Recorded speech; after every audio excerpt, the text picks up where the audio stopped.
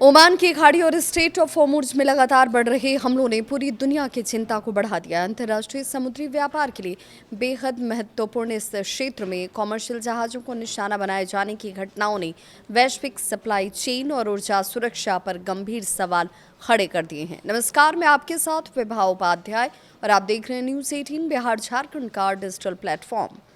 हाल के दिनों में एमटी जलवीर और सट्टेबेलो जैसे व्यापारिक जहाज़ों पर हुए हमलों के बाद भारत भी अब पूरी तरह से सतर्क हो गया है और क्षेत्र में अपने नागरिकों और नाविकों के सुरक्षा पर करीबी नजर रखी जा रही है।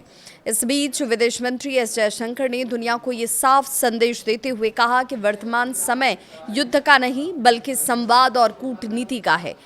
बुल्गारिया के विदेश मंत्री वेलेस्लाव पेट्रोवा के साथ हुई बैठक के दौरान उन्होंने समुद्री सुरक्षा और वैश्विक व्यापार मार्गों की सुरक्षा को लेकर भारत के रुख को स्पष्ट कर दिया।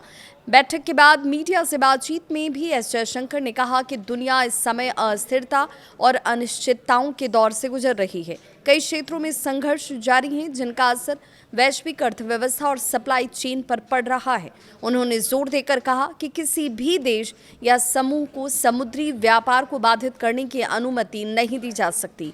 विदेश मंत्री ने कहा कि ये युद्ध का युग नहीं है। हर विवाद और संघर्ष का समाधान बातचीत और कूटनीति के माध्यम से निकाला जाना चाहिए। उन्होंने चेतावनी दी कि अंतर्राष्ट्रीय समुद्री मार्गों की सुरक्षा से समझौता पूरे विश्व की आर्थिक स्थिरता को प्रभावित कर सकता है। साथ ही उन्होंने आतंकवाद के प्रति भारत की जीरो टॉलरेंस की नीति को भी दोहराया। विदेश मंत्रालय के प्रवक्ता रणधीर जायसवाल ने प्रेस कॉन्फ्रेंस में कहा कि पश्चिम एशिया में पिछले कुछ दिनों के दौरान भारतीय नाविकों से जुड़ी कई गंभीर घटनाएं सामने आईं। उन्होंने कहा कि भारत अपने नागरिकों और नाविकों की सुरक्षा एवं कल्याण को सर्वोच्च प्राथमिकता देता है। ओमान तट के पास एक जहाज पर हुए हमले में 3 भारतीय नागरिकों की मौत पर भारत ने गहरी संवेदना व्यक्त करते हुए कहा कि ये इसकी कड़ी निंदा हम करते हैं। इस मामले में भारत ने अमेरिकी राजनयिकों के समक्ष भी अपना विरोध दर्ज करवाया। विदेश मंत्रालय ने साफ कहा कि क्षेत्र में लगातार हो रहे हमले बेहद चिंताजनक और ये पूरे तरीके से क्षेत्रीय तनाव का प्रत्यक्ष परिणाम है। भारत ने सभी पक्षों से संयम बरतने, हिंसा को रोकने और संवाद के जरिए शांति बहाल करने की अपील की। अब क्यों महत्वपूर्ण समुद्री ये पूरा का पूरा जलमार्ग होर्मुज़ का, तो स्ट्रेट ऑफ होर्मुज़ दुनिया के सबसे महत्वपूर्ण समुद्री व्यापार मार्गों में से एक है। वैश्विक तेल और गैस आपूर्ति का एक बड़ा हिस्सा इसी मार्ग से होकर गुजरता है। खाड़ी देशों से एशिया, यूरोप और अन्य क्षेत्रों तक ऊर्जा संसाधनों की सप्लाई के लिए ये मार्ग जीवन रेखा के जैसे है। विशेषज्ञों का ये मानना है कि यदि इस क्षेत्र में अस्थिरता बढ़ती है तो इसका सीधा असर तेल की कीमत, माल ढुलाई की लागत और वैश्विक सप्लाई चेन पर पड़ सकता है। भारत जैसे ऊर्जा आयातक देशों के लिए ये स्थिति विशेष रूप से संवेदनशील है। एमटी जलवीर और सट्टेबेलो पर हमले से चिंता ज़्यादा बढ़ी है। हाल के दिनों में ओमान के शिनास बंदरगाह के निकट एमटी जलवीर नामक जहाज पर हमला किया गया और इसके बाद जहाज से धुआं उठने की तस्वीरें सामने आती हैं। भारतीय दूतावास ने तुरंत स्थानीय प्रशासन और संबंधित एजेंसियों के साथ संपर्क स्थापित किया और स्थिति की निगरानी शुरू की। इसके कुछ ही समय के बाद सट्टेबेलो नामक एक अन्य कॉमर्शियल जहाज को भी निशाना बना लिया गया। ये जहाज ओमान के सोहार बंदरगाह से लगभग 37 किलोमीटर की दूरी पर था। हमले के बाद 3 नाविक लापता हो गए जबकि 21 अन्य को सुरक्षित बचाया गया।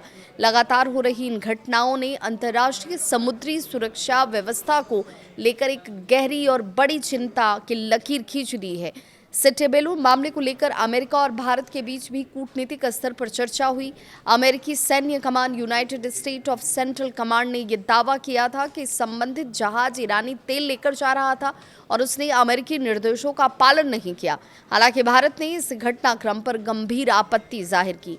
नई दिल्ली ने अमेरिकी दूतावास के वरिष्ठ अधिकारी जैसन मिक्स को तलब कर अपना विरोध दर्ज करवाया।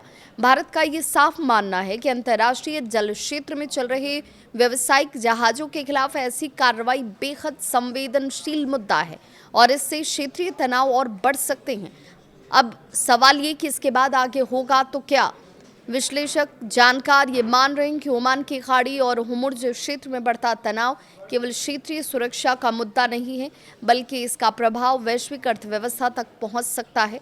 यदि जहाज़ों पर हमलों का सिलसिला यूं ही जारी रहा तो समुद्री बीमा लागत बढ़ सकती है, तेल की कीमतों में उछाल आ सकता है, अंतर्राष्ट्रीय सप्लाई चेन प्रभावित हो सकते हैं और ऐसे समय में भारत लगातार कूटनीतिक समाधान, समुद्री सुरक्षा और वैश्विक व्यापार मार्गों की निर्बाध आवाजाही की वकालत कर रहा है। विदेश मंत्री एस जयशंकर का संदेश भी इसी दिशा में संकेत देता है कि दुनिया को संघर्ष नहीं बल्कि संवाद और सहयोग का रास्ता अपनाना होगा, ताकि समुद्री व्यापार और वैश्विक स्थिरता को सुरक्षित रखा जा सके।